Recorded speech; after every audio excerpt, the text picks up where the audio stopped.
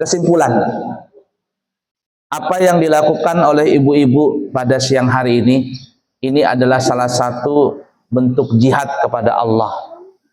Dan jihad itu adalah masuk kategori hijrah. Hijrah itu adalah merubah kita punya mental dari yang jelek menuju yang menjadi baik. Ya, hijrah itu adalah merubah kita punya sifat, kita punya karakter yang kemarin sifat dan karakter kita adalah kebinatangan, maka dirubah menjadi sifat kemanusiaan. Kalau kemarin sifat dan karakternya adalah sifat karakter iblis, maka dirubah menjadi sifat dan karakter malaikat. Kalau kita bisa seperti itu, maka kita disebut namanya insanun kamil, manusia yang sempurna, bahkan lebih sempurna dari malaikat. Siapa yang berjuang, berjihad untuk menuju kebaikan seperti itu, maka dia termasuk adalah berhijrah.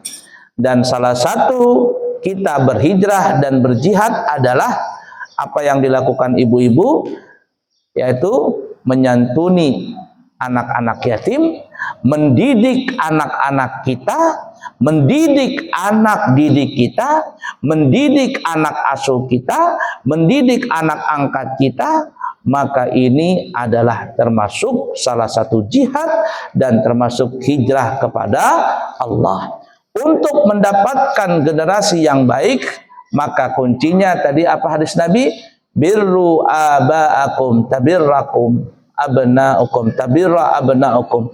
Berbuat baktilah kalian kepada orang tua kalian, tabirrakum abna'ukum, maka niscaya kalian punya anak nanti akan juga berbakti kepada kalian.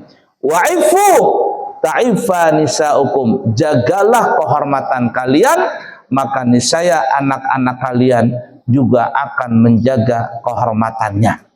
Jangan dilanggar hadis ini. Berusaha kita untuk berbakti kepada orang tua kita, dan berusahalah kita untuk menjaga kehormatan kita.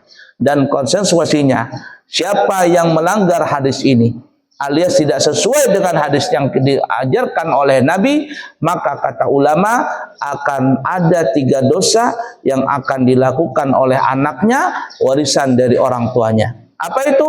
Yang pertama adalah anak itu menjadi anak durhaka. Yang kedua, anak itu tidak menjaga kehormatannya. Dan yang ketiga, anak itu tidak bisa menjaga makanan minumannya dari yang halal, alias dia terjerumus dalam perbuatan yang haram. Semoga apa yang kita lakukan pada siang hari ini, terutama para ibu-ibu majelis taklim, para rombongan maulid An-Nur Lemaru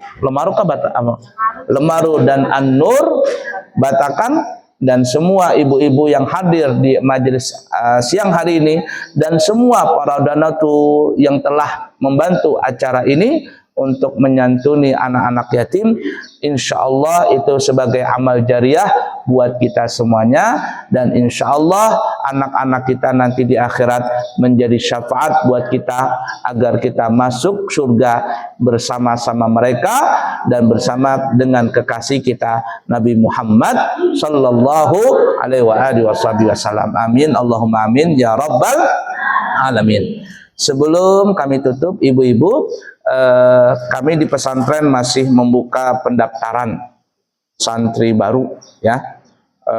Dan juga ini wacana sudah mulai tahun kemarin, dan insya Allah masih juga kita laksanakan bagi bapak ibu atau warga siapa saja yang mempunyai anak yatim dan ingin bercita-cita menjadi pendakwah, menjadi ulama. Ingatin cita-citanya ya, jadi pendakwah, jadi ulama, apalagi hafiz Quran.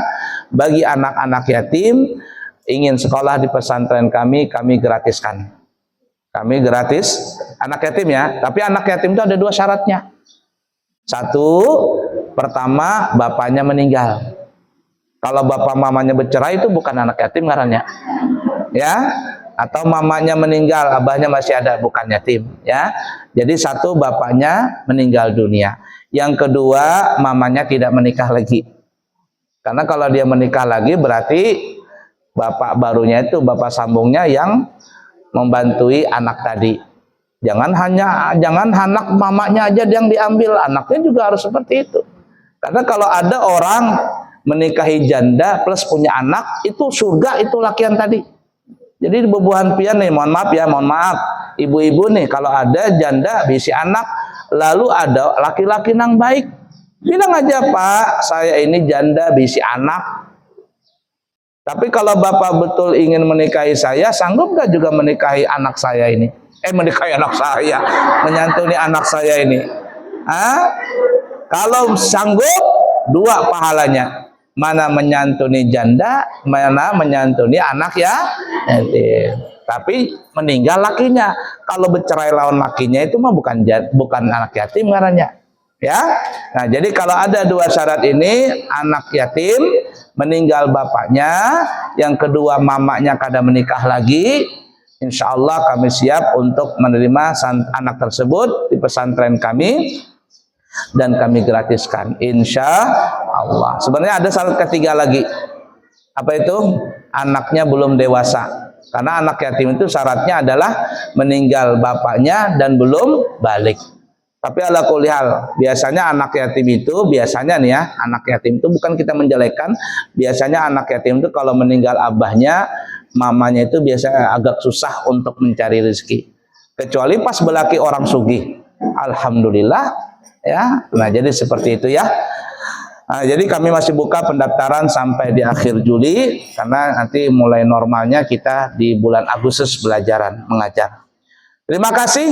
Semoga apa yang kita lakukan pada siang hari ini menuju sore diridhoi oleh Allah Subhanahu wa taala dan menjadi amal jariah buat pahala kita bekal di akhirat.